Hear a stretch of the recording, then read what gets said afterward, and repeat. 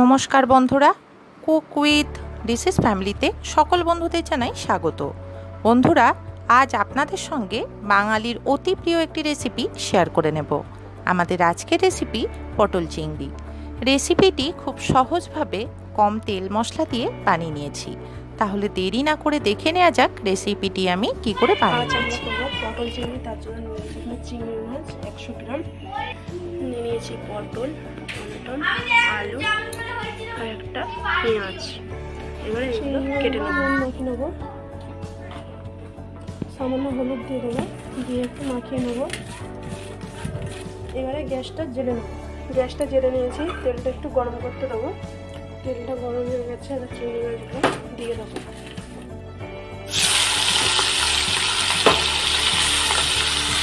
চিংড়ি মাছগুলো খানিকক্ষণ হতে দেবো, চলে আসছি মাছগুলো একটু নেড়ে নেবো।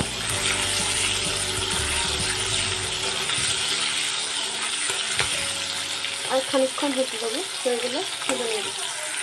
মাছগুলো ভাজা হয়ে গেছে, এবার আমি তুলে নেবো মাছগুলো।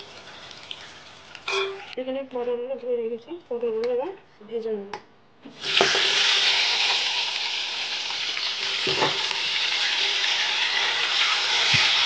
পটলগুলো লাল লাল করে ভেজে নেবো। পটলগুলো ভাজা হয়ে যাচ্ছে, পটলগুলো এবার তুলে নেবো।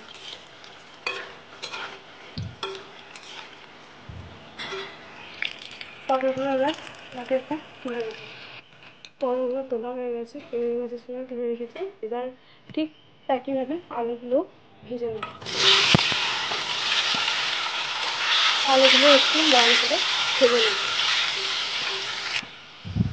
আলুগুলো একটু নেড়ে নেবো। আলুগুলো লাল করে ভাজা হয়ে গেছে, আলুগুলো তুলে নেব। পটল আর চিংড়ি মাছের সাথে ফুটে রাখবো। এখানে ফোড়ন হিসেবে আমি নিয়ে নিয়েছি দুটো তেজপাতা, একটা শুকনো লঙ্কা, দিয়ে দেবো সামান্য গোটা জিরে, দিয়ে দেবো সামান্য চিনি, দিয়ে দেবো সামান্য চিনি। এগুলো একটু লাল হয়ে ভাজা হয়ে গেলে দিয়ে দেবো এর মধ্যে পেঁয়াজগুলো এবার তুলে নেবো।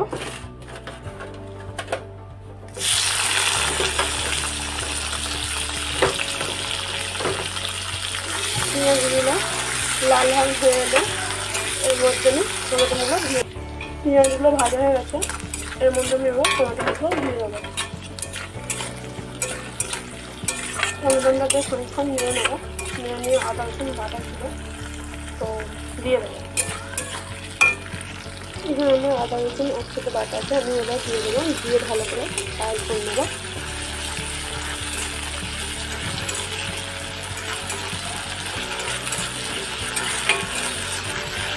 গ্যাসের এটা আজকে স্লো করে দেবো, যাতে আদাটা পুড়ে না যায়। এর মধ্যে রাখা আছে জিরে গুঁড়ো, হলুদ গুঁড়ো, লঙ্কা গুঁড়ো, নুন দিয়ে দেবো। প্রথমেই দিয়ে দিলাম আমি আমার পরিমাণ মতন 1 চামচ নুন, 1/2 চামচ জিরে গুঁড়ো, দিয়ে দেবো 1/2 চামচ হলুদ গুঁড়ো। আমি আমার এখানে ঝাল পরিমাণ মতন ব্যবহার করেছি, তোমরা তোমাদের মতন ব্যবহার করো। এবার ভালো করে মিশিয়ে নেবো।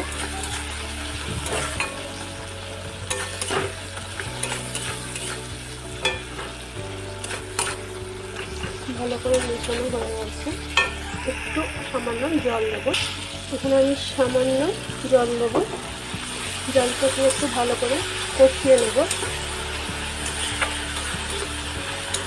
খানিকক্ষণ যতক্ষণ না মশলাটা তেল ছাড়ছে ততক্ষণ একটু ভেজে নেব। দেখো বন্ধুটা কি সুন্দর তেল ছেড়ে গেছে সাইড দিয়ে। এবারে আলু, পটল আর চিংড়ি মাছগুলো ভেজে রেখেছিলাম, সেইগুলো এর সঙ্গে অ্যাড করে দেবো। এগুলো দিয়ে ভালো করে নেড়ে নেব। ঘরোয়াভাবে পটল চিংড়ি রেসিপিটি তৈরি হয়ে গেছে। রেসিপিটি খুবই কম তেল মশলা দিয়ে বানিয়ে নিয়েছি। এইভাবে রেসিপিটি বানালে খেতে দারুণ হয়। বন্ধুরা, এই রেসিপিটি এইভাবেই আপনারাও আপনাদের বাড়িতে বানিয়ে দেখবেন। রেসিপিটি ভালো লাগলে ভিডিওটিকে লাইক এবং শেয়ার করবেন। আরও নতুন নতুন রেসিপি পেতে আমাদের এই চ্যানেলটির পাশে থাকবেন।